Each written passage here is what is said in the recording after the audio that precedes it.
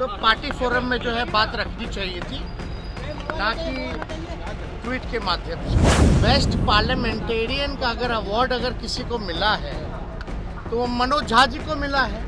क्या क्या नहीं बोला उन्होंने, उग्रवादी बोले।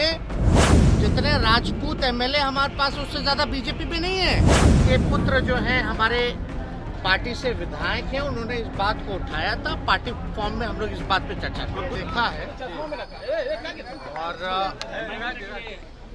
पार्टी में पहले जो है अगर किसी को किसी बात पे आपत्ति है थोड़ा नीचे करो यार, तो पार्टी फोरम में जो है बात रखनी चाहिए थी, ना कि ट्वीट के माध्यम से। अगर कोई बात होगी तो उस पर पार्टी में जो है संज्ञान में हम लोगों ने लिया है और इस पर हम लोग बात जो है चर्चा जो हम लोग करेंगे।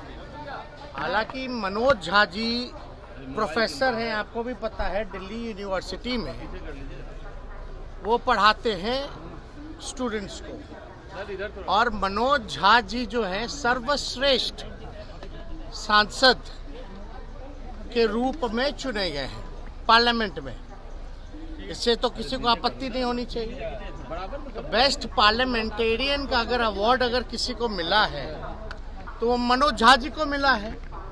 उनके आचरण को देख के, उनके बुद्धिमानी को देखते हुए, जिस हिसाब से वो संसद में हर एक विषयों पे भाग लेते हैं। और जो चर्चा जो हो रही है ये महिला आरक्षण के समय में जो उन्होंने बात रखी थी कि भाई पिछड़ों महिलाओं को, अति पिछड़ा महिलाओं को जो है इसमें आरक्षण जो है सुनिश्चित करना चाहिए, ताकि गांव की भी महिलाएं, पिछड़े समाज की महिलाएं या अति पिछड़े समाज की भी महिलाएं या माइनॉरिटी की महिलाएं जो हैं इस आरक्षण का लाभ उठा सके। इसी विषय पे उन्होंने जो है ओम प्रकाश वाल्मीकि जी के पाठ को जो है वो दोहराया है।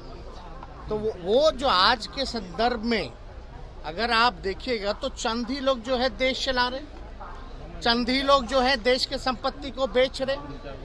तो जो चंद लोगों की जहां तक बात है, और अगर आप देखिएगा जो लैंडलॉर्ड है, अगर ज्यादा जो चंद लोगों के पास जमीनें ज्यादा है, जिसकी आबादी ज्यादा है उसके पास जमीन जो है ही नहीं। तो जो आज का संदर्भ में उन्होंने इस जो ओम प्रकाश वाल्मीकि जो रहे उनके पाठ को उन्होंने दोहराने का काम किया है। और हम लोग जो है समाजवादी लोग हैं। अब ठाकुर तो कर्पूरी ठाकुर जी भी लिखते हैं, और तो इसलिए ये कोई जात की बात नहीं बोली। ठीक है, ठाकुर जो है वो सरनेम है, हम ही लोग अहीर जाति से हैं, यादव हम लोग सरनेम हम लोग जो है वो लिखते हैं। लेकिन आप देखिएगा चौधरी भी लिखते हैं, राय भी लिखते हैं, प्रसाद भी लिखते हैं।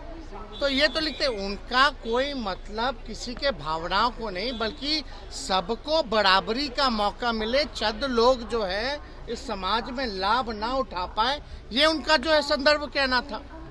तो कहीं ना कहीं से राजनीति में तो आप लोग सब लोग समझते ही हैं, इसी तरीके का राजनीति चलता है। लेकिन भाजपा के सांसद विदुरी पार्लियामेंट में खड़े होकर अजीब शब्दों का प्रयोग करते हैं, गाली गलौज तक आ जाते हैं।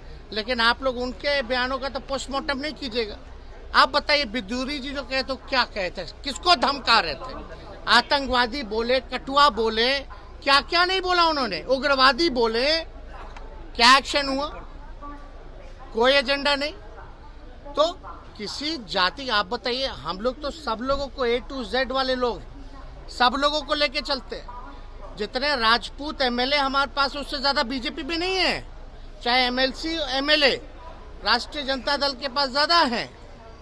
तो ये तो बेकार की बातें हैं। और हम लोग तो मानने वाले लोग वीपी सिंह को, हम लोग तो मानने वाले अर्जुन सिंह को, जिन्होंने 27% शिक्षा में आरक्षण दिया, वीपी सिंह जी ने जिन्होंने मंडल कमीशन को लागू करने का काम किया। हम तो मानते हैं रघुवंश जी को। इन तीनों से बड़ा कोई है क्या उस समाज में? रघुवंश जी ने मनरेगा दिया, ग्रामीण सड़कें दी। तो ये सब बेकार की बातें हैं, लोग उलझा करके लोगों को रखते हैं।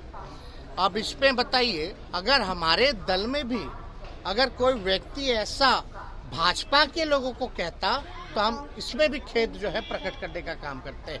हिंसा हम लोग क्या समाज को संदेश हम लोग देना चाह रहे हैं? तो ये लोग कुछ अपने बेनिफिट के लिए सब कुछ ना कुछ सब लोग जो करता रहता है। हालांकि उसको जो है पहले पार्टी फॉर्म पे जो है बात करनी चाहिए थी। चुनाव में आपको नहीं पता था। चुनाव में 2020 के चुनाव में हम लोग सरकारी बाबू के बारे में बात कर रहे थे, तो भाजपा के लोग जो है कहीं और ले गए। हम घूसखोरी के बारे में बात कर रहे थे, भ्रष्टाचार के बारे में बात कर रहे थे, लेकिन वो कहीं और लेके चला गया। तो ऐसा नहीं है। आज का जो परिदृश्य है, जो स्थिति है देश की, जो कुछ लोग जो कब्जा किए हुए हैं उनके बारे में है, ना कि किसी जात के बारे में। जात तो राजपूत जात